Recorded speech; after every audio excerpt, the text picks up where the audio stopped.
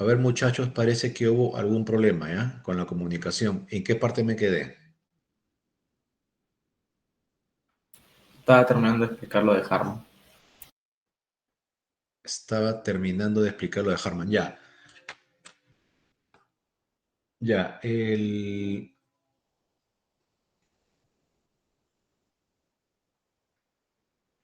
ya. El viento genera una bulla muy fuerte acá en las oficinas. Parece que estuvieron penando. El,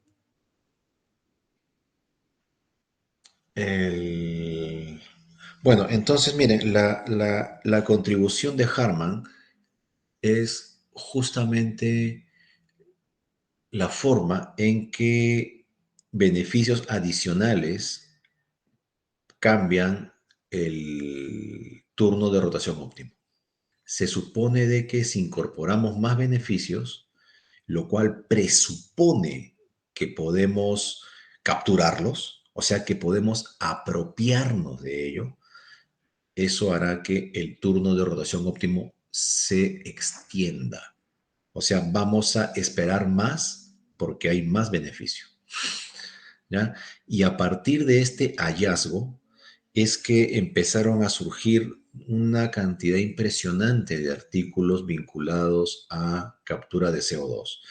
Claro, ahora lo que se dice es, bueno, entonces en una plantación vamos a determinar el turno óptimo, vamos a determinar las dinámicas, pucha, que hay 1500 artículos de eso en donde en concreto lo que te dicen es, mira, si incorporamos si mi plantación captura CO2, incluso puedo ganar hasta más que la madera, ¿no?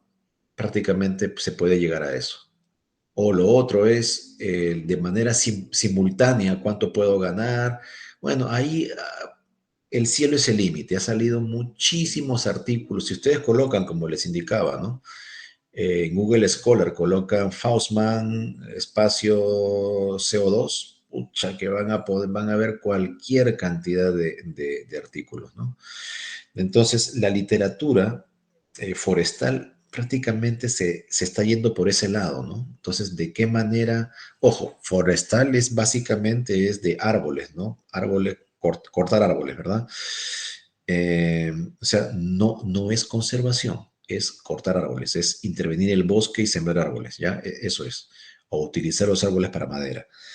Entonces, básicamente la lógica del sector forestal en este contexto climático es, mira, si yo tengo mi árbol y con estos modelos puedo determinar que puedo hacer que se puedan sembrar más árboles porque ahora es más rentable, ¿verdad? Y cuáles son las condiciones que rigen eso, cuánto de CO2 puede almacenar mi plantación por año.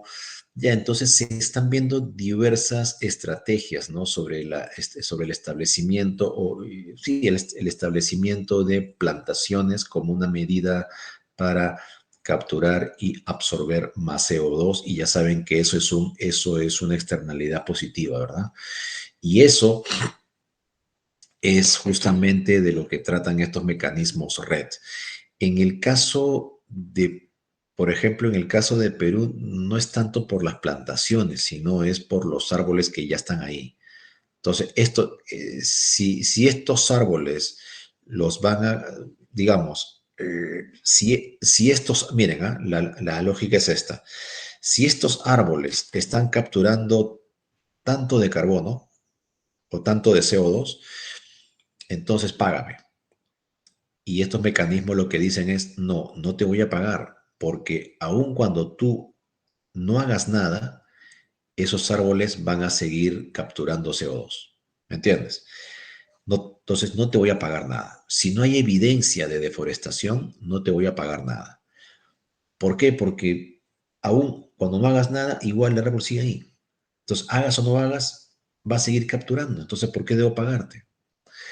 Pero si hay un riesgo inminente de deforestación, donde tú tienes que ejecutar acciones para evitar que no sigan sacando los árboles, entonces cada árbol, o sea, cada árbol que tú logres rescatar o proteger, sí sí significa un árbol menos que se hubiera cortado y por lo tanto es un árbol, eh, es una emisión de CO2 evitada. ¿Está bien? Y por eso es que yo te voy a pagar. Ahora sí.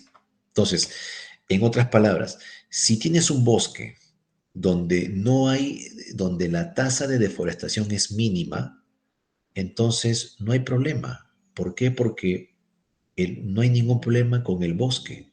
El bosque sigue capturando CO2 y ya está, en buena hora.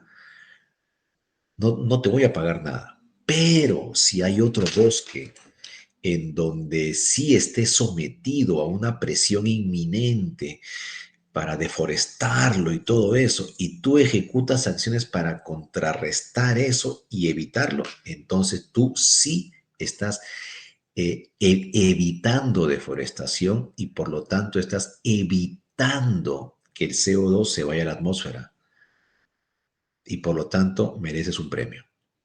Ya, y esos son esos bonos, bonos de carbono, créditos de carbono, esas cosas. ¿También ven la diferencia? Ya está. Entonces,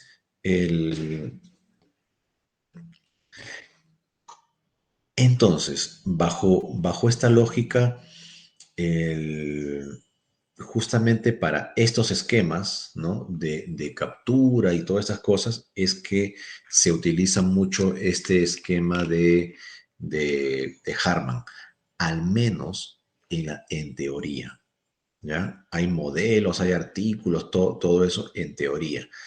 La aplicación de eso mm, es complicado. Eso lo vamos a ver más adelante. De hecho, yo solamente les estoy contando Ah, esperen. De hecho, creo que está sí estaba el PPT, y ahora sí.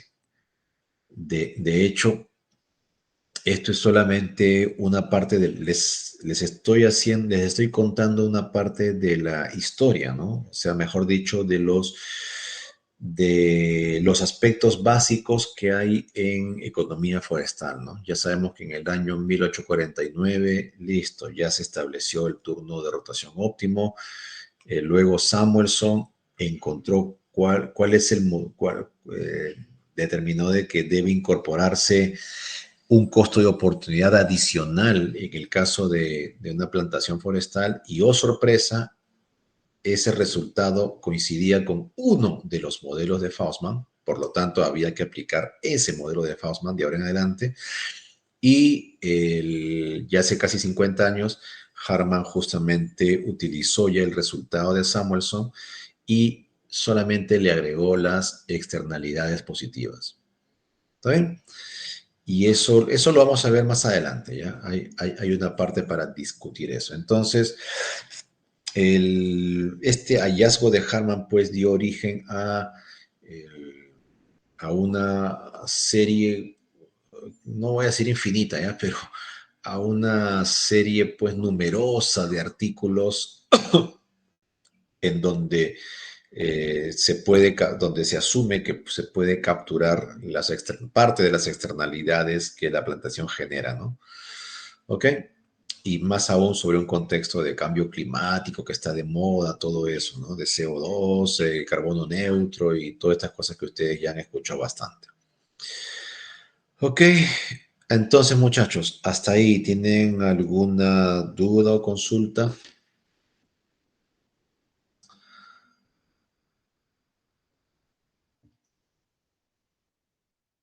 No, ya, sigamos entonces. Ya, lo que vamos a ver nosotros en clase es principalmente modelos de rotación. Vamos a ver como paso previo el modelo biológico y vamos a ver variantes de un modelo económico. Modelo biológico es, ya saben que es en ausencia de intervención humana. Y el modelo económico es cuando el ser humano corta, pues, ¿no? Ya interviene el ser humano. Y si el ser humano corta es porque el negocio es la madera y tú debes, y si es que buscas la eficiencia, entonces tú debes determinar en qué momento debes cortar el árbol para obtener el mayor beneficio neto, ¿no? Recordemos que el crecimiento de un árbol ocurre en el tiempo. Por lo tanto, esto involucra un proceso de optimización intertemporal, ¿ya? Entonces, vamos con el caso biológico. Es más, creo que sí, hay un material, hay un material que es economía forestal, sí, que está en el Moodle. Acá está Orihuela, es esto, ¿eh?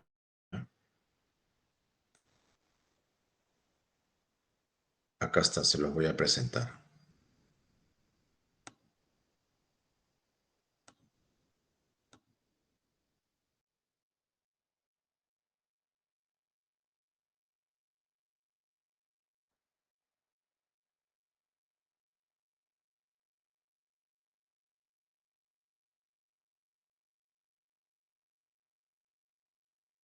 Ya.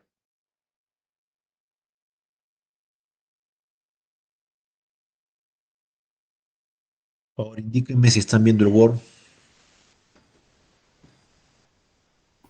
Sí se ve, profesor. Sí se ve, profesor. Sí, profesor. Gracias. Ya, entonces, miren, vamos a asumir dos tipos de función, ¿ya? La función que ven en el lado izquierdo es la función de crecimiento clásica o es como una función de producción que depende de un insumo variable, ¿no? ¿Se acuerdan de ese gráfico de la producción que depende del trabajo? De ese insumo variable, dado de que K es fijo, o sea, estamos en el corto plazo, ¿verdad? Y si K es fijo, entonces la producción depende de L. Y entonces siempre ustedes hacían que este eje de las abscisas era L y esto que está acá es la producción, ¿verdad? Entonces ustedes asumían una función de producción de un polinomio de orden 3, donde había un punto de inflexión y un punto máximo, ¿verdad? Ya esto suele aplicarse para el caso de, esto suele aplicarse para el caso de plantaciones, ¿ya? No obstante, ¿por qué? Porque esto reflejaría el crecimiento de la especie, ¿no? Pero hay un detalle, el detalle es esto, si hay un máximo, quiere decir de que a partir de ese punto máximo todo empieza a caer. Y efectivamente, acá en este segmento se ve que cae, pero en realidad no hay evidencia de eso en el sector forestal, ¿no? Que las especies maderables alcancen un tope y de ahí empiecen a caer como que, bueno, los libros que dicen que no hay evidencia de eso, ¿ya? Entonces, lo que se suele hacer, ojo, este es un polinomio de orden 3. Entonces, lo que se suele hacer es utilizar funciones de crecimiento del tipo logístico, como el que hemos visto en pesquería. ¿Se acuerdan que el de pesquería en el tiempo y esto convergía acá, ¿verdad? Acá era acá y todo eso, ya. Acá vendría a ser como el máximo, ya. Entonces, esto es lo que se suele utilizar para el caso de eh, funciones de crecimiento de especies maderables. ¿Por qué? Porque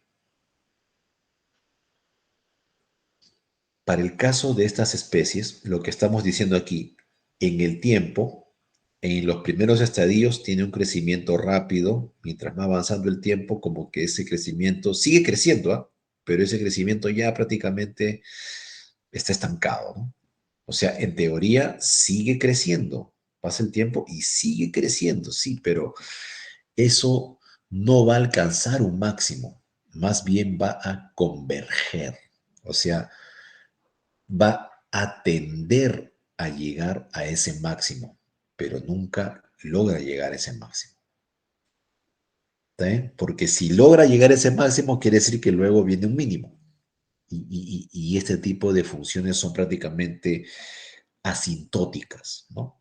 Por eso es de que nunca llegan a tocar ese máximo.